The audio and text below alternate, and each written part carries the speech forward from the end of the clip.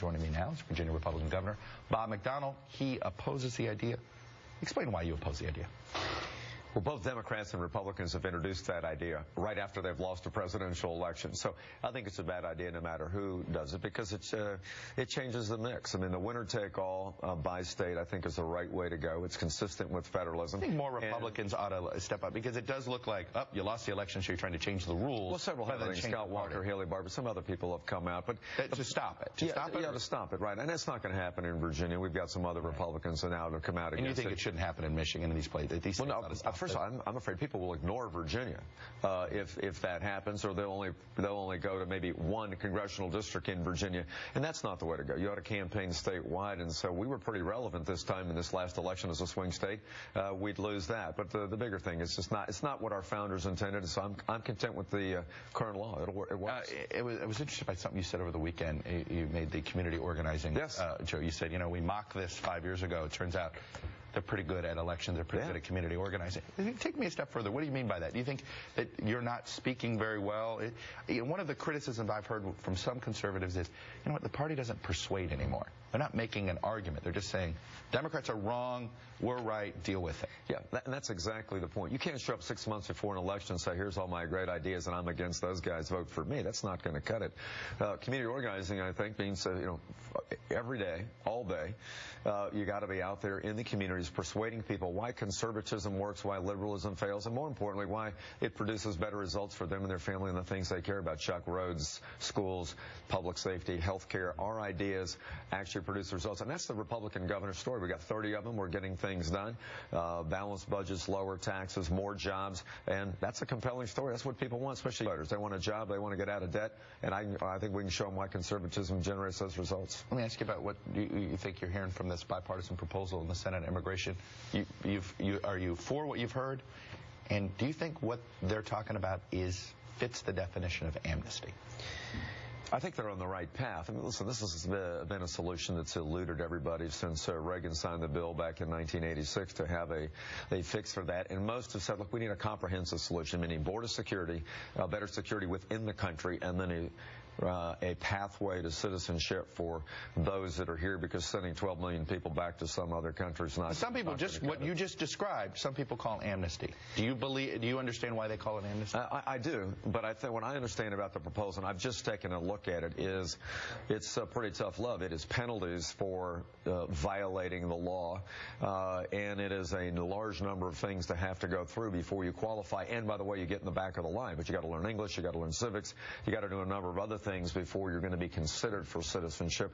I think it's in the ballpark. It's in a thorny issue, but the good news is it's bipartisan group in both houses that are working on this, and I think Marco Rubio helping to lead the fight in the Senate is a good thing. All right, I want to talk about your proposal on transportation to abolish the gas tax. Sure. A lot of people first saw this and say, well, wait a minute, that doesn't make sense. Why are you abolishing the gas tax?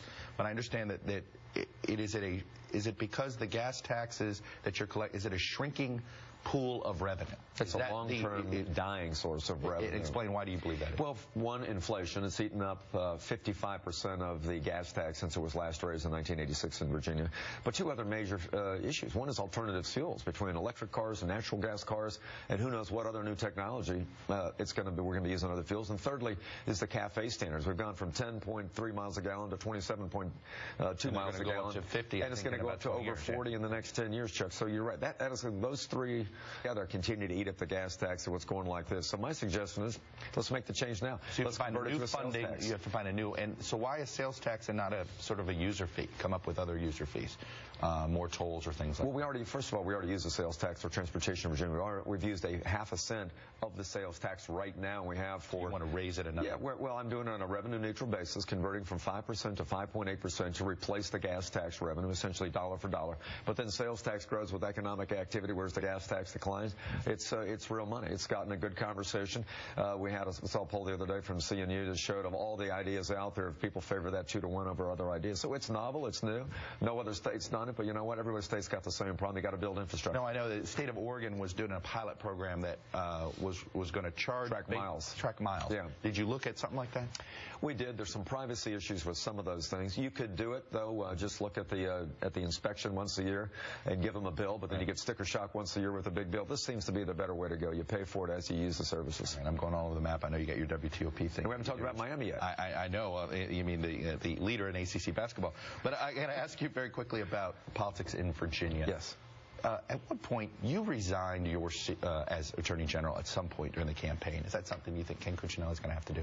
Well, for 100 years, nobody did it. The last 40, almost every Attorney General has done it. So it's the precedent's been set? It has recently. I thought that was better for me. I thought it was better for the office of the Attorney General. I was laser focused on winning the governorship. Well, that was right for me, and it worked. I won by 18 points, so I figured that was good. And we had a full-time Attorney General. I think if Ken Cuccinelli thinks he can do both, more power to him. But that's an individual decision. And I know you're a big sports fan. The president weighed in on this issue of safety. Do you think states need to be having high schools look at this issue of football safety with helmets, and that maybe the states need to get involved? Because he pointed out an interesting thing. On the NFL level, these players are getting compensated for the violence. They've made that decision. The real issue is, what about the trauma that happens to these people that never go pro?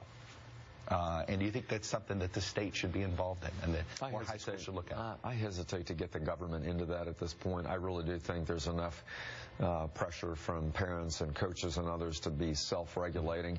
I think they're working towards a solution. Look, my job right now is to provide better safety within the schools for our kids, and that's sure. We're talking about that on a separate level, mental health, and some other things like that. So we're making progress there, but I think this issue is going to be worked out by the doctors and the coaches. All right. Tom McDonnell, Governor of Virginia. Always a pleasure. All right, Chuck. Thanks. All right, I think every couple of weeks we get you in here. And go Irish. Well, I don't know about that. I can never do that. We'll see. They're an ACC school now. How about that? Right. You brought them south. All right, thank you, sir. President